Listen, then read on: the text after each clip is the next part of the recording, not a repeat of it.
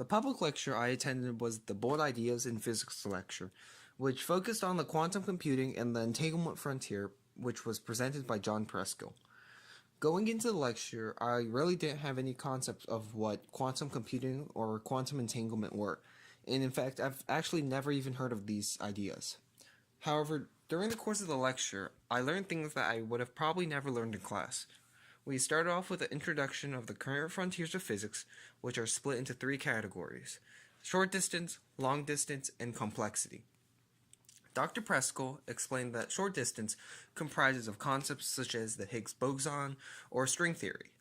Long distance comprises of things such as dark matter, dark energy, and gravitational waves. The frontier he was focused on was complexity, which focused on quantum computing and quantum spacetime. I was then introduced to the idea of a qubit, which is the standard basic unit that composes of quantum information. And using these things called qubits, we have the potential to create a quantum computer. However, this gets more complex with the introduction of quantum entanglement. For this, entangled particles remain connected so that the actions on one particle affect the actions on another particle, even at extremely great distances. This applies to the concept and workings of quantum computers. Using quantum entanglement, quantum computers have the ability to solve nearly impossible problems.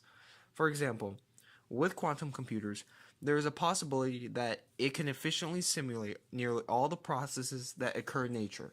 So things like particle collision, entangled electrons, superconductors, the black hole, and even the early universe. Another important key detail is that quantum information can be considered non-local. An analogy Dr. Preskill gave was that the quantum entanglement is like reading the information off of a book. The information in a book is almost organized all collectively. So for humans, we read each page, and after each page, and each page has more information where we can gather. However, in quantum entanglement, the information is not just the stuff on each individual page, but rather the information that comes from the connections on each page. And as a result, reading one page at a time can prove to be kind of difficult. However, building a quantum computer is not something that could be easily built, and one of the main issues that stands in the way is something called decoherence. Decoherence can be looked at as the loss of information from a system due to the surrounding environment. Since decoherence is usually preserved under the laws of quantum physics, it is necessary for quantum computers to function. If quantum decoherence is not preserved, the information can be manipulated and quantum behavior is lost.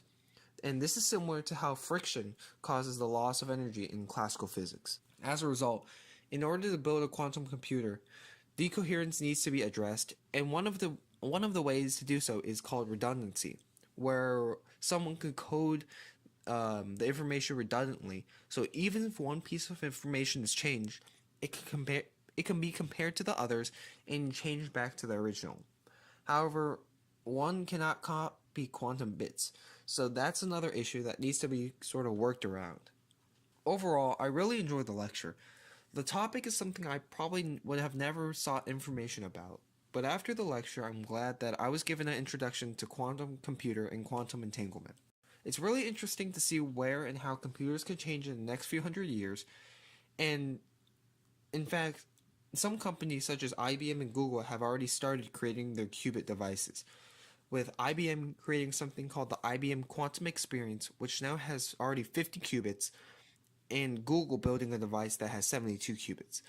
This just blows my mind and shows that these devices have the potential to change how we see the world in the upcoming future.